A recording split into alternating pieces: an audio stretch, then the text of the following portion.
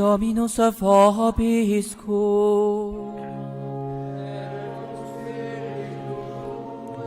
Sequentia sancti Evangelii secundum Ioannem.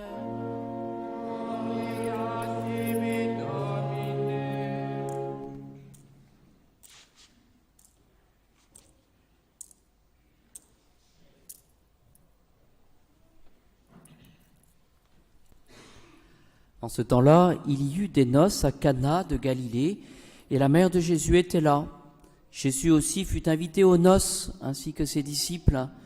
Le vin des noces venant à manquer, la mère de Jésus lui dit « Ils n'ont plus de vin ». Jésus lui répondit « Femme, que me veux-tu ? Mon heure n'est pas encore venue. » Sa mère dit au serviteur « Quoi qu'il vous dise, faites-le. » Or il y avait là 6 jarres de pierre destinées aux purifications des Juifs, et contenant chacune 2 ou 3 mesures. Jésus dit aux serviteurs, remplissez d'eau les jarres. Et ils les remplirent jusqu'en haut. Il leur dit, puisez maintenant et portez-en au maître du repas. Ils lui en portèrent, le maître du repas goûta l'eau changée en vin, et il ne savait pas d'où venait ce vin. Mais les serviteurs le savaient, eux qui avaient puisé l'eau. Il appelle donc l'époux et lui dit, tout le monde sert en premier le bon vin, puis quand on est enivré, le moins bon. Toi, tu as gardé le bon vin jusqu'à maintenant. Tel fut le premier signe que Jésus accomplit, c'était à Cana de Galilée. Il manifesta sa gloire et ses disciples crurent en lui.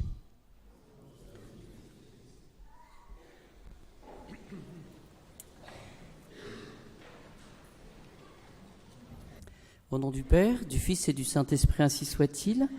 Donc nous avons l'évangile de Cana, aujourd'hui, que nous connaissons par cœur. Premier point, je m'arrêterai sur cette fameuse prière d'exposition qui est un modèle pour nous.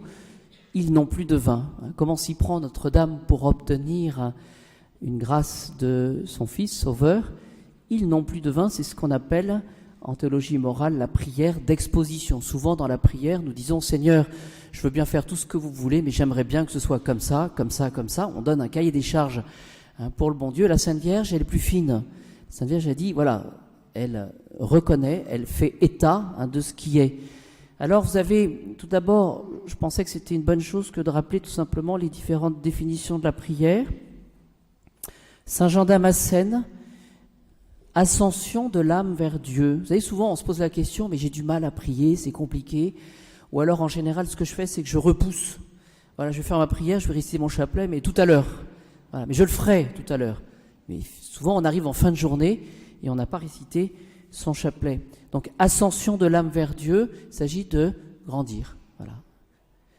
Saint Augustin, effort affectueux vers Dieu. C'est-à-dire que ce n'est pas quelque chose, vous voyez, d'administratif.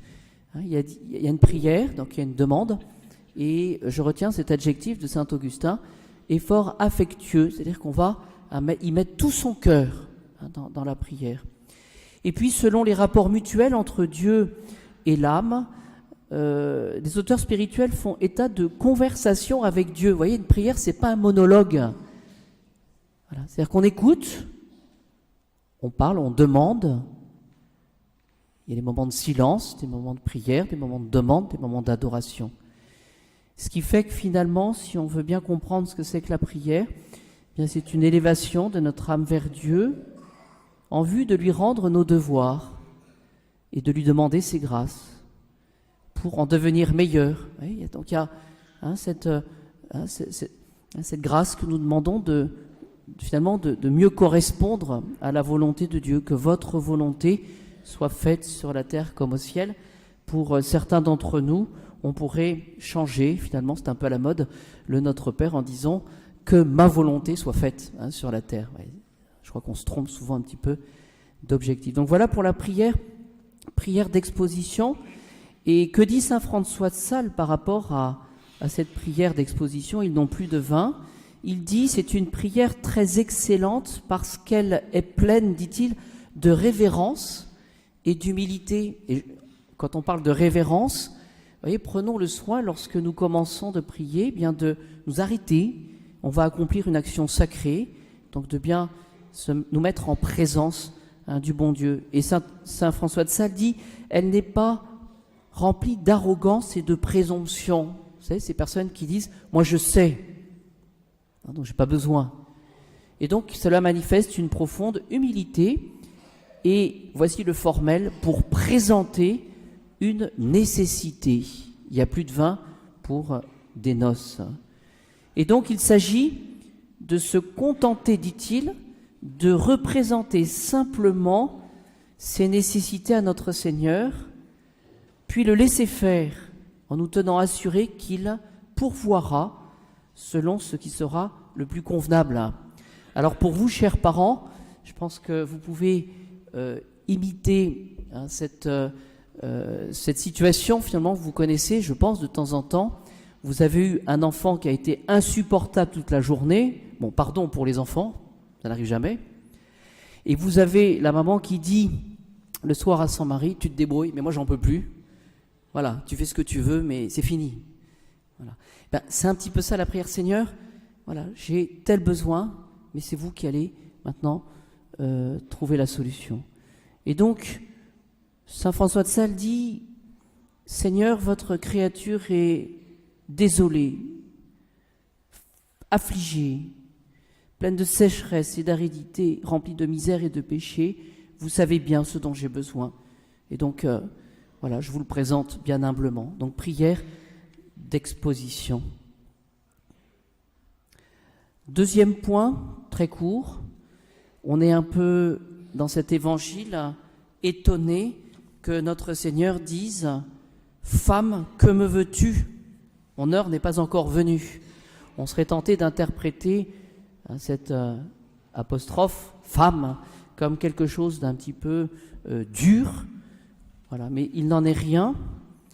Ce que la langue biblique réserve, c'est que c'est plutôt élogieux, femme. Jésus utilise ce mot femme lorsqu'il s'adresse à la syrophénicienne. Qu'est-ce qu'il dit? Femme, grande est ta foi. Ouais, il va louer la foi de cette femme. Ou encore lorsqu'il s'adresse à la femme courbée pour la délivrer. Femme, te voilà délivrée de ton infirmité. Et il posa ensuite la main sur elle. C'est une manière très solennelle de s'adresser donc à Marie, à sa mère, mais qui est considérée, voyez-vous, et c'est ce que nous pouvons retenir aussi, comme celle qui est la nouvelle Ève, celle qui va justement rassembler tous nos suffrages, tout ce dont nous avons besoin pour pouvoir justement bien nous rapprocher de Jésus. Alors, en ce dimanche, eh bien, demandons cette grâce finalement de purifier notre prière par cette prière d'exposition. Et puis ensuite, n'oublions pas de bien prier Notre-Dame pour toutes nos intentions, puisque finalement c'est ce que nous voyons à Cana. Jésus, eh bien, il écoute sa maman et il accomplit ce que Marie demande. Donc ça vaut le coup de passer par Notre-Dame bien simplement, bien humblement.